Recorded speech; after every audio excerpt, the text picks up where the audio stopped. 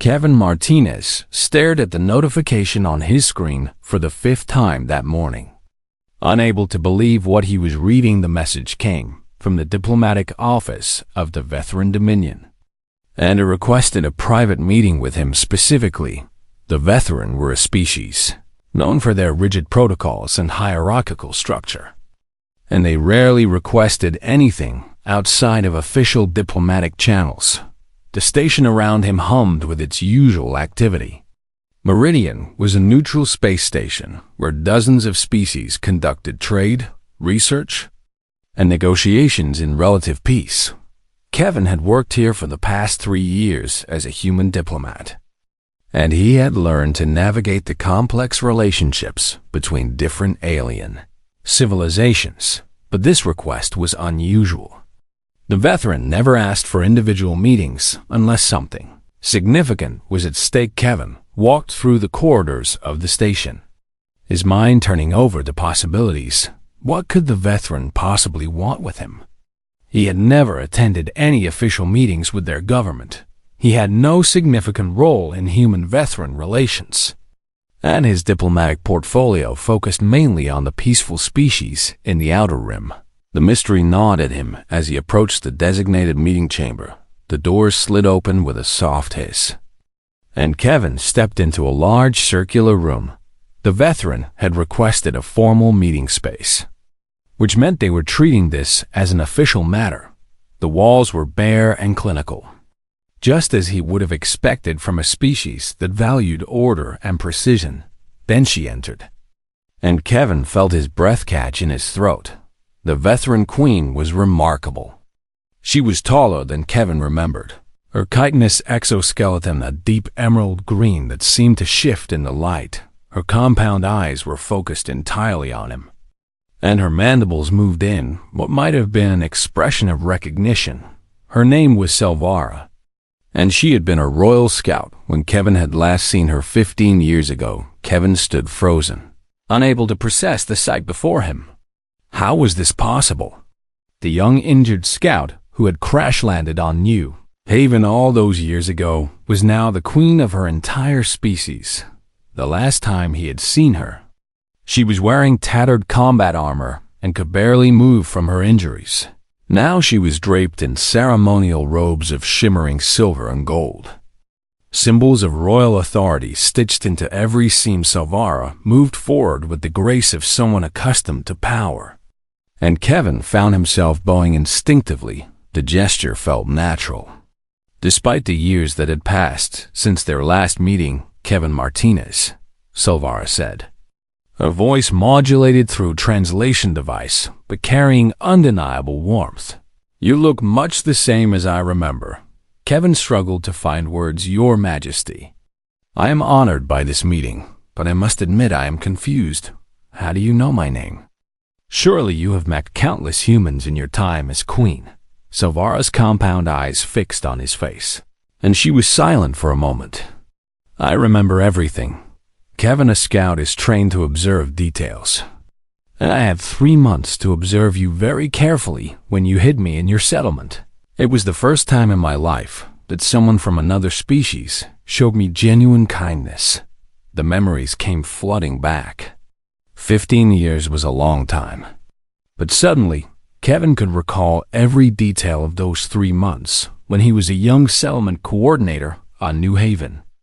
The Veteran exploration ship had crashed in the northern mountains during a terrible storm, and most of the crew had perished. He had found Selvara wandering in the forest, injured and disoriented. Far from her rescue team, instead of reporting her discovery to the military command on the colony, Kevin had made a decision that could have cost him his career. He had brought her to an abandoned research station deep in the wilderness and had spent weeks nursing her back to health. He would bring her food and water, sit with her while she recovered, and share stories about Earth and humanity. Those conversations had been unlike anything Kevin had ever experienced. Selvara asked questions that made him think differently about his own species. She wanted to understand not just what humans were, but why they were the way they were. She was fascinated by human music, And Kevin had played old recordings for her on a damaged music player. He remembered how she had sat perfectly still, listening to Beethoven's symphonies, her entire body moving in rhythm with the sound. But all that had ended when her rescue team finally found her. The veteran had detected her distress beacon, and within days, a full rescue expedition had located their lost Royal Scout. Kevin had known it was inevitable.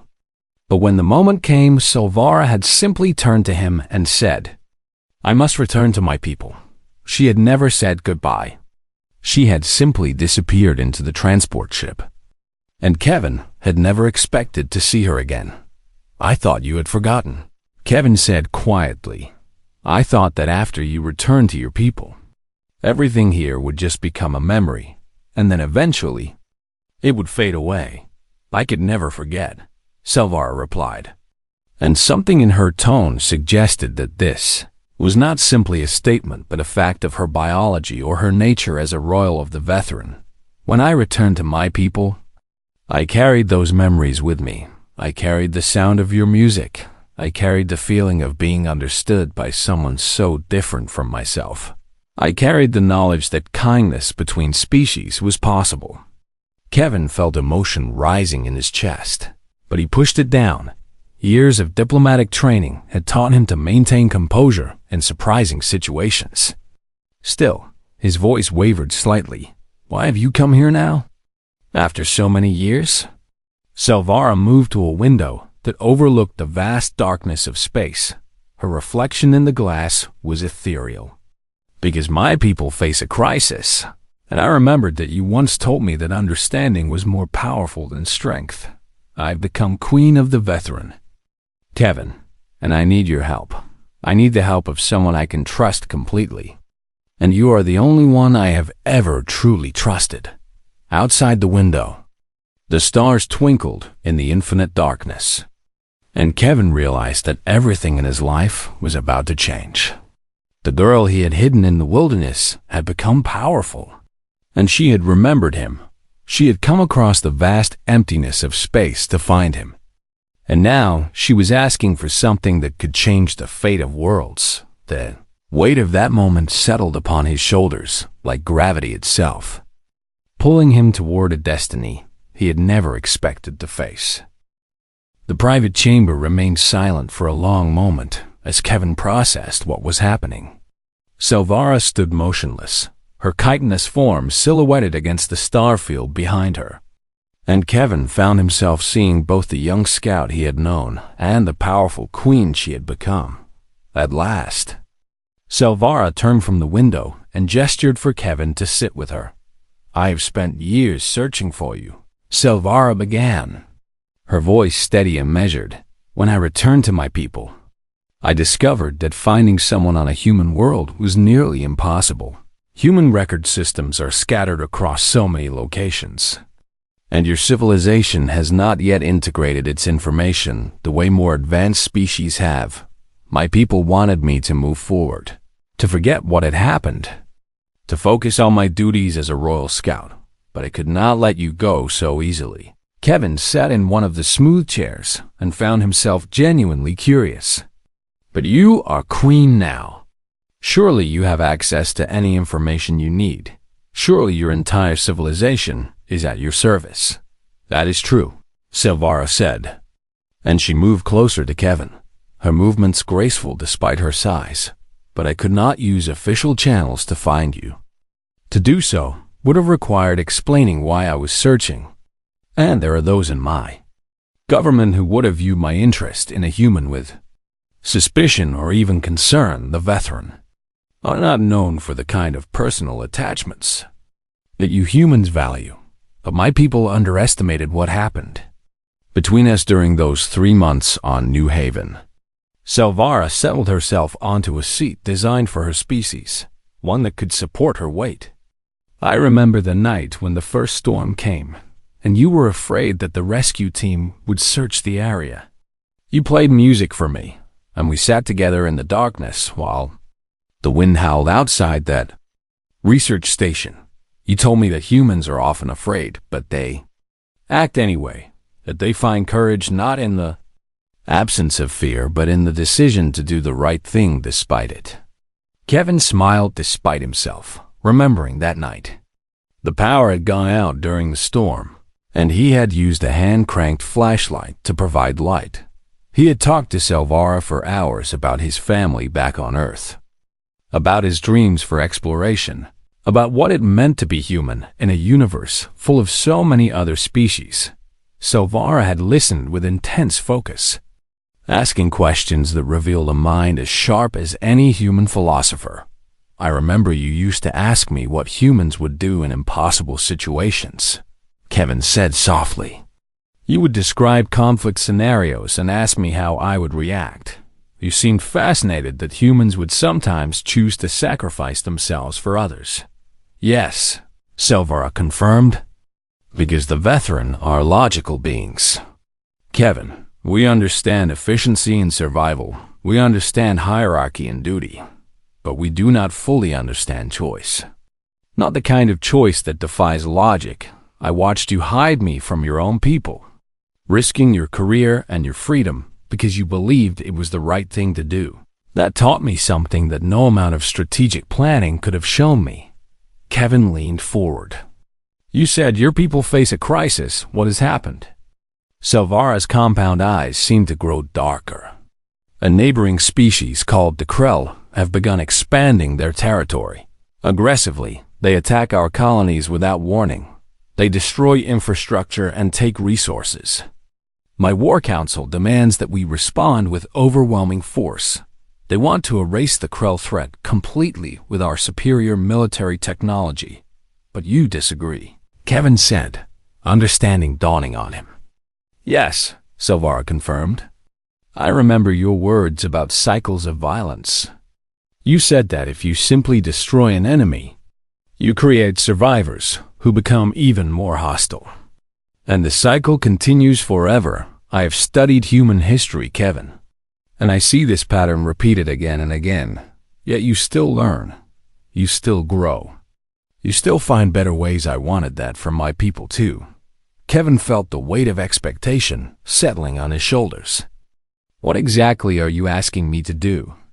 Selvara stood and walked to a terminal embedded in the wall. She activated it and showed Kevin images of Krell territory, veteran colonies, and defensive positions. The maps were complex and detailed, showing years of conflict and territorial disputes. "I need the human government to provide support. Kevin, I need intelligence about Krell tactics and military capabilities. I need the Human Council to see that this conflict can be resolved without destroying an entire species. But more than that, I need you to help me convince my own government that there is another way. This is impossible." Kevin protested, though even as he said it, he knew he would help her. "If I go to the Human Council with a request from a veteran queen, they will demand to know why I'm involved. How can I explain my connection to you without revealing everything?" "You tell them the truth," Selvara said simply. "You tell them that I was once stranded on human territory, that I received kindness from you, and that now I am asking for humanity to show that same kindness to a broader situation. Tell them that a leader of the veteran dominion is willing to risk her own position within her government, because she believes that humans have wisdom that my species needs. You might be surprised how receptive they will be." Kevin stood and walked beside Selvara at the terminal. He studied the maps of the conflict zone, seeing the patterns of aggression, but also the patterns of desperation. The Krell attacks seemed to be concentrated in areas near their home territory, and their movements suggested not conquest but expansion, as if they needed something more than just territory. "I need to think about this," Kevin said finally. "This is a large responsibility. I need to understand the full scope of what you are asking." "I know," Selvara said. "I do not expect an answer tonight, but I wanted you to understand that I remember you, Kevin. I remember the hope you showed me, and I have been waiting years for a moment when I could repay that kindness by using what I have learned to help my people become better. I am asking you to help me do that." Kevin looked at the veteran queen before him and saw in her the same curious scout he had known, but also someone transformed by power and responsibility into something greater than either of them had been back on New Haven. The connection between them transcended species and time, a thread of genuine human understanding that had somehow survived across the vastness of space and years. "I will help you," Kevin said. And as he spoke, he felt the die cast, his future pathway suddenly clear before him outside the window. The stars twinkled in the infinite darkness, and Kevin realized that everything in his life was about to change. The girl he had hidden in the wilderness had become powerful, and she had remembered him. She had come across the vast emptiness of space to find him. And now she was asking for something that could change the fate of worlds. The weight of that moment settled upon his shoulders like gravity itself, pulling him toward a destiny he had never expected to face. Kevin spent 3 sleepless nights in his quarters after his meeting with Silvara. He had told her that he would help, but now he faced the difficult task of actually making good on that promise. The responsibility weighed on him like gravity, itself pulling him down toward a decision that could have consequences far beyond what he could calculate on the 4th day. He requested an urgent meeting with Captain Amanda Foster, the head of the human diplomatic mission on Meridian. Amanda was in her 60s, a veteran of space exploration who had seen humanity grow from a species just beginning to leave its home world into a civilization capable of negotiating with alien powers across the galaxy. She had mentored Kevin since his arrival at the station, and he trusted her judgment completely. Amanda listened carefully as Kevin explained the situation, though he could see the surprise on her face deepen as he spoke about his history with Silvara and the current crisis with the Krell. When he finished, Amanda sat back in her chair and exhaled slowly. "Kevin, do you understand what you are asking? Do you understand the political implications if we get involved in a conflict between 2 major galactic powers?" "Yes, Captain, I do," Kevin replied. "But Silvara is asking not for military intervention, but for information and mediation. She wants to prevent a war, not start one." Amanda stood and walked to her office window, which looked out toward the space docks where human ships were docked. "Let me pull the classified files on both the Veteran and the Krell. We need to understand what we are really dealing with here before we can make any decisions." They spent the rest of that day reviewing documents and intelligence reports. The Veteran were indeed a powerful species with advanced technology and a military structure that had kept them dominant in their sector for centuries. The Krell, by contrast, were a younger species with less advanced technology, but incredible adaptability and resourcefulness. Their homeworld was in a different region of space, and their attempts to expand had been increasingly aggressive over the past 5 years. "Look at this pattern," Amanda said, pointing to a series of territorial claims and resource depletion reports. "The Krell are not attacking randomly. They are targeting areas rich in a specific mineral, something the Veteran intelligence reports as xinthium. It is a rare element used in advanced computing systems." Kevin studied the reports and felt understanding begin to crystallize. So the Krell are not attacking out of pure malice. They need resources. They probably have a specific problem they are trying to solve. "Exactly," Amanda confirmed. "And if the Veteran respond with the overwhelming force their war council is demanding, they might eliminate the Krell threat. But they will create millions of Krell refugees and survivors who will harbor hatred toward the Veteran for generations. This could spark a cycle of revenge that might destabilize the entire region." Kevin felt emboldened by Amanda's analysis. "Captain, I have an idea, but it is unconventional." "Try me," Amanda said, leaning back in her chair. "What if humans offered to serve as mediators?" Kevin asked. "We are new to the galactic community. We have no history of conflict with either the Veteran or the Krell. We are not aligned with any major power block. Neither side would feel threatened by human involvement.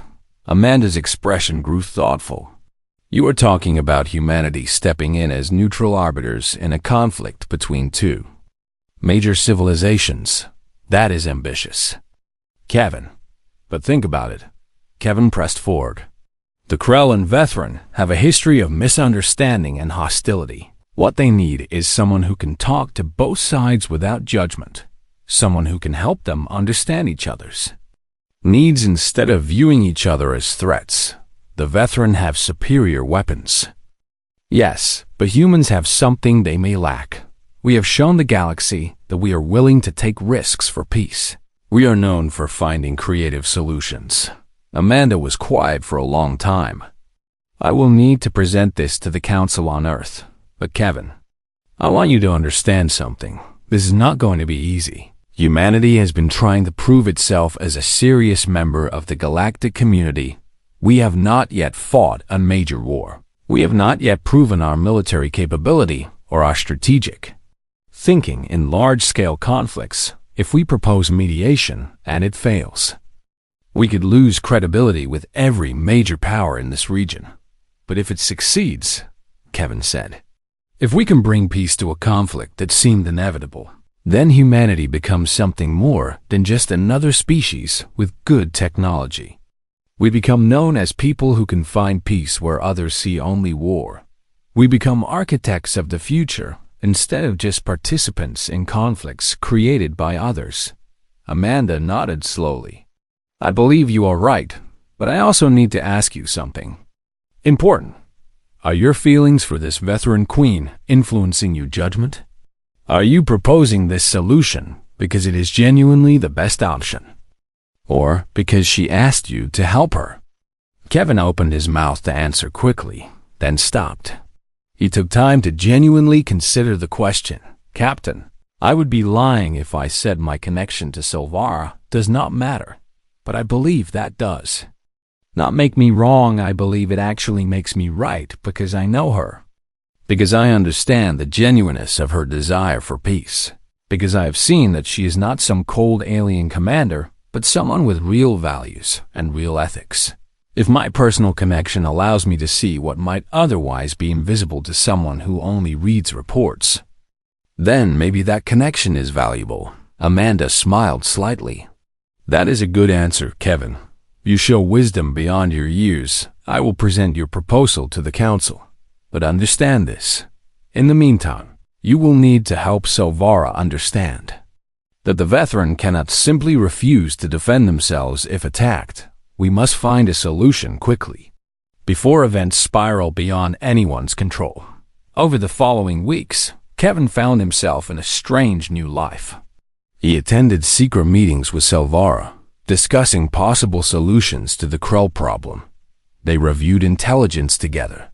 And Kevin began to see the conflict not as a simple matter of good versus evil, but as a genuine tragedy where both sides had legitimate needs.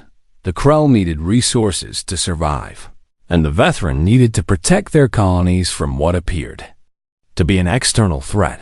The real breakthrough came when Kevin suggested investigating why the Krell needed Xinthium so desperately. What if the reason lay not in weapon production, but in some other need that could be addressed differently? The answer, when they found it, changed everything. The Human Council met in a secure conference room on Earth, and Kevin was present via quantum-linked video transmission. The council consisted of 5 members representing humanity's government, and they had reviewed every document, every piece of intelligence, and every strategic analysis that Kevin and Amanda had compiled. Their expressions were serious, almost grim, as they listened to Kevin's proposal for human mediation between the veteran and the Krell. You are asking humanity to place itself between 2 major galactic powers. Councilmember Chun said, if this mediation fails, we could find ourselves in a conflict we did not create and cannot easily exit. Yes, Councilwoman Chun, Kevin replied calmly. But I am also suggesting that this is exactly the moment when humanity needs to step forward. We have been welcomed into the galactic community, But we have not yet proven what we can offer beyond technology and trade. What if we proved that we offer something more valuable? What if we proved that we are a species capable of bringing peace where others see only conflict? Amanda spoke next. The intelligence we have gathered suggests that this conflict is not inevitable. The Krell are not inherently aggressive. They are desperate. The root cause of their expansion is a biological problem with their home world. Their population is growing, and their resources are becoming scarce. If we can help them find an alternative solution, the conflict could be prevented entirely. Councilmember Martinez leaned forward. And you believe you can negotiate this? You believe you can convince a species with superior military technology to show mercy to an expanding power that threatens their territory? I do not believe it will be easy, Kevin said carefully. But I believe it is possible because I have met the Veteran Queen. And I know she is willing to take that risk. She has come to us asking for help.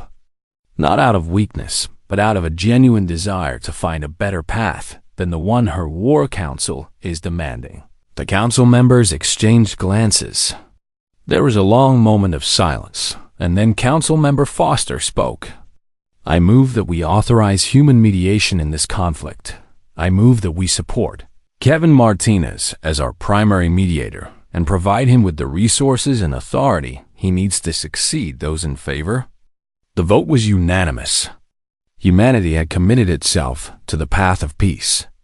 Kevin felt a surge of hope as Amanda congratulated him, but that hope would soon be tested as he learned that convincing the Veteran War Council would be far more difficult than convincing his own people on the veteran home world. Selvara faced her own challenges. Her war council was furious when she announced that she would pursue negotiations instead of military action. Her generals, led by Commander Thyron, a military officer from an older generation of veteran conquest, spoke with barely controlled anger in the war chamber. Your Majesty, Thyron said, you would sacrifice our military advantage? You would allow the Krell to continue their expansion while we waste time in negotiations that will lead nowhere. This is weakness masquerading as wisdom. Selvara stood perfectly still, her emerald exoskeleton catching the light of the war chamber.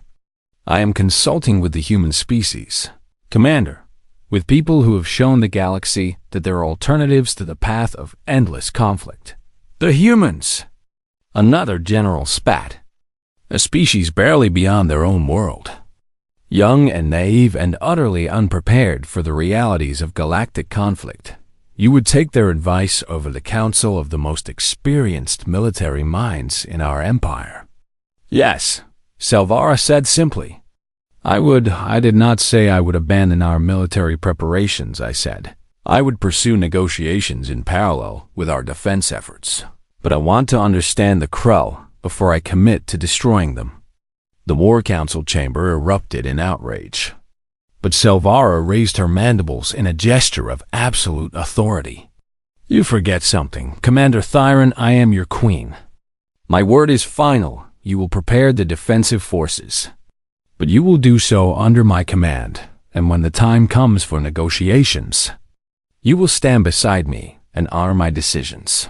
That night, Selvara met with Kevin via secure communication. They resist me, she said, and Kevin could hear exhaustion in her voice. They do not understand why I would choose this path, because it is harder, Kevin said gently. It is always harder to choose peace than to choose war. War is simple and clear. Negotiations are messy and complicated and require you to face uncomfortable truths about your enemy and yourself. Over the next month, something miraculous happened. Kevin worked tirelessly with both sides, demonstrating the human capacity for finding common ground and creative solutions. Finally, both the veteran and the Krell agreed to negotiations. The meeting would take place on a neutral station positioned between both territories, a research facility that had hosted diplomatic meetings before. The station was a tense place as representatives from all three species arrived. The Krell were different from what Kevin had imagined. They were not the savage warriors the military reports had suggested, but rather a species driven by desperation and fear. They had emerged from their home world only when their population could no longer be sustained. Kevin was officially designated as the primary mediator, and both Silvara and the Krell leadership agreed to his involvement. The first sessions were difficult. Each side presented their grievances and demands, and for a moment, it seemed like the conference might break down before real dialogue could even begin, but Kevin remained patient. He asked questions that helped both sides understand each other's perspectives. He presented scientific data showing that the Krell's homeworld was indeed dying, that their expansion was born from genuine need rather than malice. He explained to the veteran that defending against the Krell required understanding why they were expanding, not simply crushing them. The breakthrough came when Kevin spoke to both delegations together. "Every species fears the same things," he said. "You fear loss of your home world, loss of your people, loss of your children's future. The veteran fear invasion and loss of their territory. The Krell fear extinction and the death of their civilization. When you see only your own fear, you cannot see the shared humanity in your enemy. But when you look for what you have in common, you find that your enemy is not so different from yourself." Kevin paused, letting his words settle. "Humans come from a harsh world. We have survived countless conflicts and wars and natural disasters, and we have learned that the only way forward is to work together to solve problems that threaten all of us. The veteran have superior military technology, but the Krell have the knowledge of their own world and their own people. If you could share that knowledge, if you could work together instead of against each other, you could find solutions that benefit both species." The Krell leader, who was called Corvus, spoke first. "What does the human suggest?" Kevin presented a plan. The veteran helped the Krell relocate to a habitable region in neutral space. The Krell will teach the veteran about their biology and their needs. The two species will establish a shared governance structure, and the human government will provide medical aid and agricultural technology to support the transition. It was Silvara who moved first toward agreement. "This is acceptable to the veteran. We have the capability to help you have my commitment." Corvus considered the proposal. "This would require trust, and trust is dangerous." "Yes," Kevin agreed. "Trust is the most dangerous thing in the universe, but it is also the only thing that makes peace possible." After 3 weeks of intense negotiation, the agreement was signed by both parties. The veteran and the Krell had chosen peace, and humanity had proven itself worthy of a place among the great powers of the galaxy. The news of the agreement spread across the galaxy like light through darkness. The veteran and the Krell had chosen peace, and humanity had brokered the deal. The implications were staggering for such a young species. Kevin found himself celebrated across news networks and diplomatic channels. But all he could think about was that the hardest part had been convincing two peoples to trust each other, not convincing them that peace was possible. The implementation of the agreement began immediately. Veteran engineers and medical specialists began working with Krell experts to develop a relocation plan. The neutral territory was surveyed, and construction began on a new settlement that would serve as home for the relocated Krell population. Human agricultural specialists arrived to help establish food systems that would sustain the Krell population. As they adapted to their new world, what had once seemed impossible was becoming reality. 3 months after the final agreement was signed, Kevin found himself standing on the observation deck of the veteran diplomatic station. He had been invited to witness the departure of the first transport ships, carrying Krell settlers to their new home. The ships were veteran vessels, and they carried not soldiers but builders and healers and teachers. The Krell leadership had decided to entrust Their people to the care of a species that had once been their enemy. This act of faith had become the symbol of the peace they had created behind him. He heard the familiar sound of Selvara's approach. Her mandibles made soft clicking sounds as she walked. A sound that had become almost comforting to him over the past months. She came to stand beside him at the window, and they watched together as the first transport ship detached from the station and began moving toward Veteran space. Your people are calling you a hero, Selvara said. They say you saved millions of lives. Kevin shook his head slowly. It was not me, Selvara. It was you. You were the one who had the courage to stand against your own council. You were the one who remembered that peace was possible, even when everyone around you demanded war.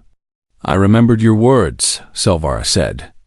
And Kevin could hear something that might have been emotion in her modulated voice. I remembered 3 months in the wilderness with someone who believed that understanding was more important than strength. When I faced my war council, I thought of what you would have wanted me to do, not the me that I became, but the me that I could have been if my own people had shown me kindness the way you did. Kevin turned to face her fully.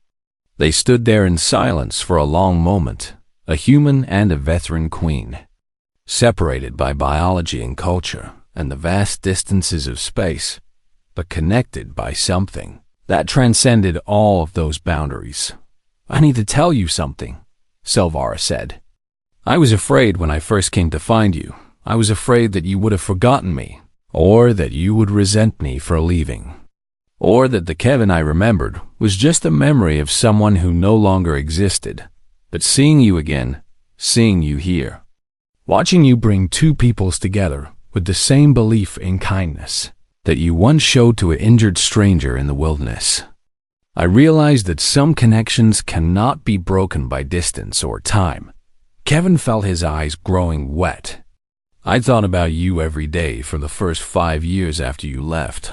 I had almost convinced myself that you were a dream, something my mind had created to help me survive the disappointment of never seeing you again.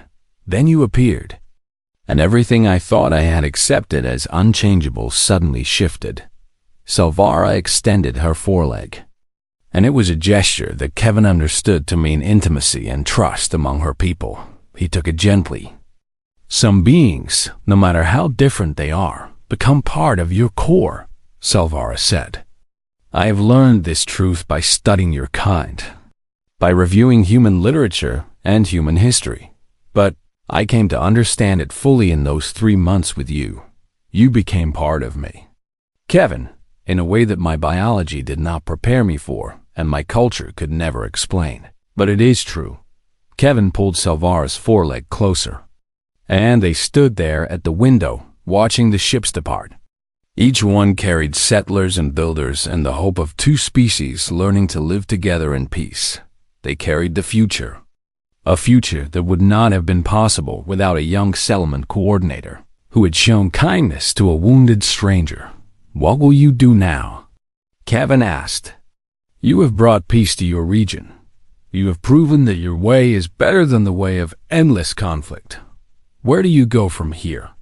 I return to my world and I begin the work of rebuilding our society based on the principles I have learned, Selvara said. But I wanted to meet you one last time before I went, to look at your face one more time, to confirm that this was all real and not another memory that my mind had created. It is real, Kevin said gently. And this is not goodbye, Selvara. We both know that now. The galaxy is smaller than we thought. There will be trade between our peoples, diplomatic missions, cultural exchanges. I will see you again. Yes, Selvara agreed. But not for some time. My people will need me to lead them through this transition. They will need to understand that the choice we made was not weakness, but strength. I will need to demonstrate that to them every day. Kevin nodded, understanding the weight of her responsibility. And I will return to Earth. I will tell my people about the veteran queen who remembered. A kindness shown to her so many years ago. I will tell them that the impossible is possible. if we believe strongly enough in doing the right thing. Selvara's compound eyes focused on Kevin's face with an intensity that seemed to absorb everything about him. Thank you for being the kind of human you are. When I first came to your world, injured and afraid, I could have been captured or hurt, or used as a prisoner. But instead, I met someone who saw another being in pain and chose to help. Without thought of reward, that choice changed my life. It changed the path of my entire species. You would have done the same for someone else, Kevin said. I remember how you were Selva, a scout trained in survival and strategy, but with a heart that understood compassion even then. I am grateful that I was the one who found you. But you would have found your way to compassion regardless. It was always part of who you are. The first transport ship disappeared into the vast darkness of space, heading toward a new future and a new beginning. Kevin and Selvara stood together and watched as one by one the other ships departed. The station around them seemed to grow quieter with each departure, as if the weight of history was lifting from this place. I must go now, Selvara said finally. My own people are waiting. Kevin released her foreleg and stepped back. Go then, lead your people with the wisdom and compassion that I know you possess. Show them that choosing peace does not require weakness, but rather the greatest strength a leader can possess.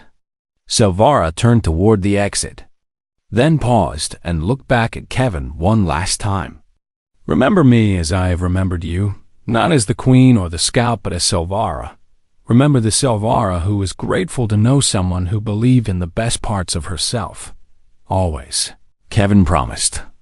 And then she was gone, her form disappearing through the corridor toward the platform where her vessel waited. Kevin stood alone at the observation window, watching the veteran royal ship rise and slowly accelerate toward the stars, the ship carrying the queen who had remembered, the woman who had become powerful enough to change her world because once, long ago, someone had shown her kindness. As the ship jumped to hyperspace and vanished from sight, Kevin smiled. This was not goodbye. It was simply see you again, a promise made across the stars between two individuals who had discovered that connection transcends species and distance and time. The most powerful force in the universe was not weapons or technology or military might. It was the simple, remarkable, beautiful choice to remember someone and to trust that connection could bridge any divide. The queen had remembered her young protector, and the human had chosen to help her, and in that choice, they had changed the fate of millions. Kevin remained at the window until the last of the ships disappeared into the cosmic darkness. Behind him, the station hummed with activity and purpose. The future was beginning.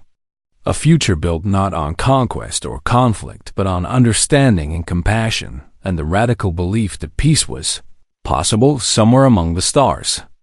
A queen sailed toward her home world, carrying memories of kindness and the knowledge that she had chosen rightly. And in a station orbiting a neutral world, a diplomat stood watching the darkness and felt the weight of connection that spanned the vast and infinite cosmos. The story of humanity had changed. They were no longer just explorers or traders, or peaceful newcomers trying to find their place in the galaxy. They were now people who brought peace where others saw only conflict. They were people who believed that understanding was more powerful than strength, and somewhere in the future, perhaps in months or years, a human would stand once more with a veteran queen, and they would remember these moments when everything changed, when one act of kindness set in motion events that would echo across galaxies and forever alter the fate of species. But for now, in this moment, Kevin simply watched the stars and knew that some connections, once made, could never truly be broken. They could be tested by distance and time and the demands of duty and responsibility, but they would endure because they were built on the most fundamental truth of both human and veteran nature. Asterisk.